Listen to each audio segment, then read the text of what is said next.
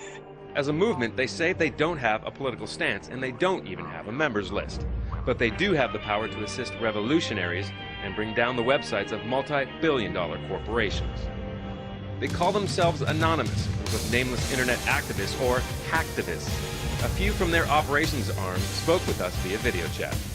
Anonymous or Anon has been described in many ways, a collective, a movement. What are you guys, and what do you stand for? There are a lot of ideas in Anon. The best way to describe it is the freedom of speech, freedom of information, and the freedom of expression taken to a logical extreme.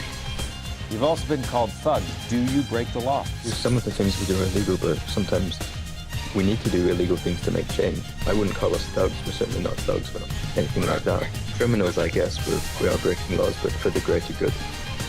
So where do these hacktivists come from, and who are they? I think for the younger generation, in Anonymous and outside of Anonymous, it's kind of the face of protesting for the digital age. It's people who are getting their sense of humor, getting their culture from online, and going out there and taking to the streets.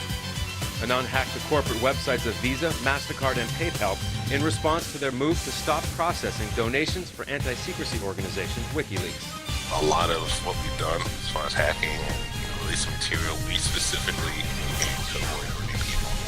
I mean, you look at the Visa, MasterCard attacks, we brought down their websites as opposed to hitting the infrastructure that would have prevented their services from working.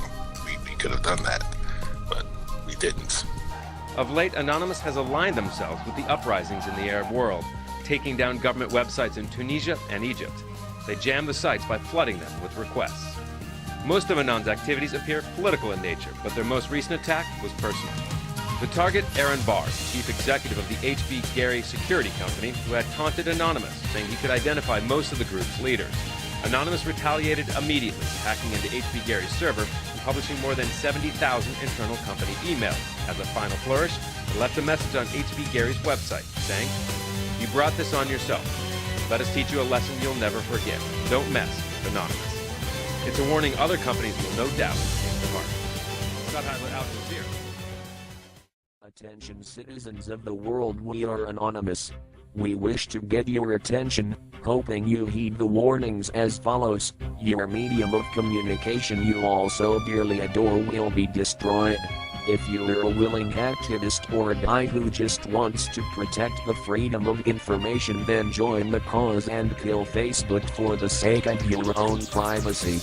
Facebook has been selling information to government agencies and giving clandestine access to information security firms so that they can spy on people from all around the world.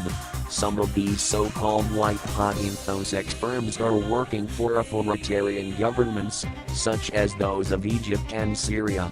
Everything you do on Facebook stays on Facebook regardless of your privacy settings, and deleting your account is impossible. Even if you delete your account, all your personal info stays on Facebook and can be recovered at any time.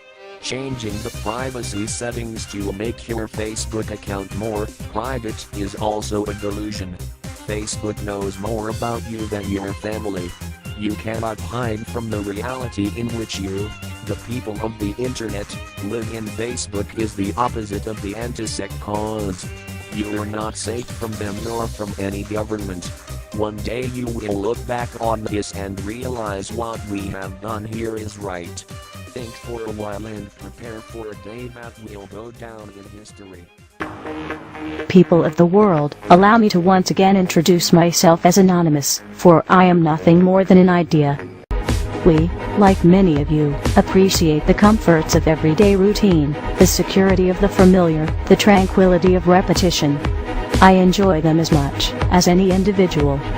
But in the spirit of commemoration, thereby those important events of the past usually associated with someone's death, or the end of some awful bloody struggle, a celebration of a nice holiday, we thought we could mark this June the 15th, a day that normally is no different than any other, by taking some time out of our daily lives to sit down and have a little chat.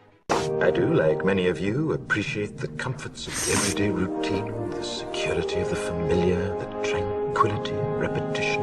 Bloody hell. I enjoy them as much as any bloke.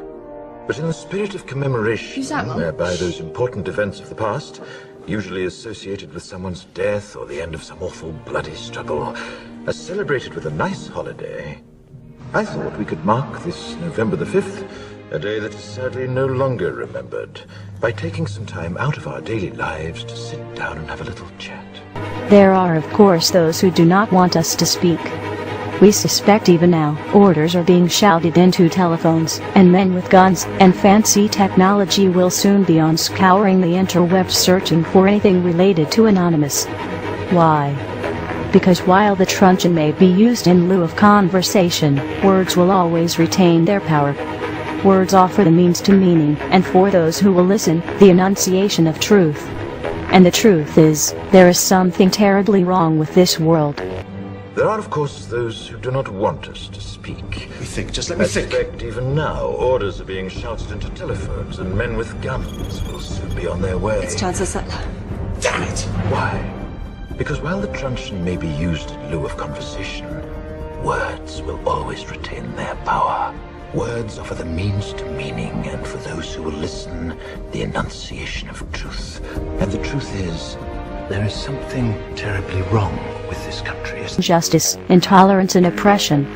And where once you had the freedom to object, to think and speak, as you saw fit, you now have censors and systems of surveillance coercing your conformity and soliciting your submission. How did this happen? Who's to blame? Well, certainly there are those more responsible than others, and they will be held accountable. But again, truth be told, if you're looking for the guilty, you need only look into a mirror. Cruelty and injustice, intolerance and oppression. And where once you had the freedom to object, to think and speak as you saw fit, you now have censors and systems of surveillance coercing your conformity and soliciting your submission. We need cameras. How did this happen? Who's to blame? Well, certainly there are those who are more responsible than others, and they will be held accountable. But again, truth be told, if you're looking for the guilty, you need only look into a mirror. Veil. So if you see nothing, if the crimes of these governments remain unknown to you, then we would suggest you allow this year to pass unmarked. But if you see what we see, if you feel as we feel, and if you would seek as we seek, then you too are anonymous. Stand beside us this year as we execute the plan, and together we shall give them a year that shall never, ever be forgot. We are anonymous, united as one, divided by zero.